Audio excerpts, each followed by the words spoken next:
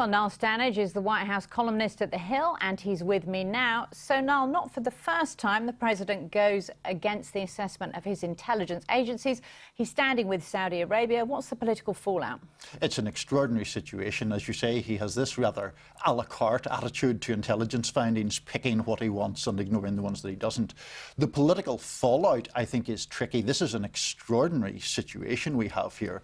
The President of the United States essentially arguing that business interests gives de facto immunity to a foreign government that has murdered an American resident. It's an amazing position. Well, it is, and even one of his strongest supporters on Capitol Hill, Senator Lindsey Graham, is saying that when we lose our moral voice, we lose our strongest asset. So he's even losing some people who usually back him to the hilt.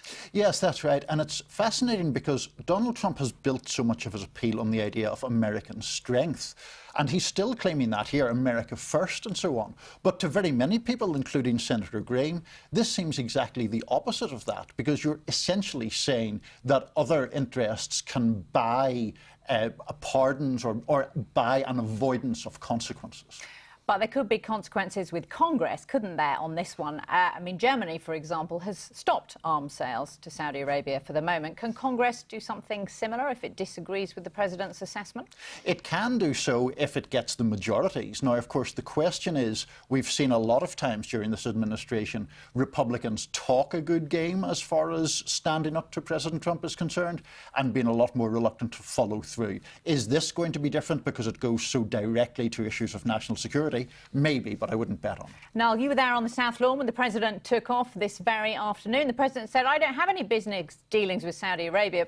Will incoming House Democrats want to know the answer to that question? I'm sure they will. The fact that they have subpoena power and the power to look into his affairs is potentially very troublesome for the president. And also just the general rationale he used on the South Lawn about things like petrol prices is extraordinary to many people. Meanwhile, we learn from the president's lawyer, Rudy Giuliani, that Mr. Trump has indeed submitted his written answers to some questions from the special counsel, Robert Mueller. We knew the president was working on this, but what's the significance of them actually being submitted?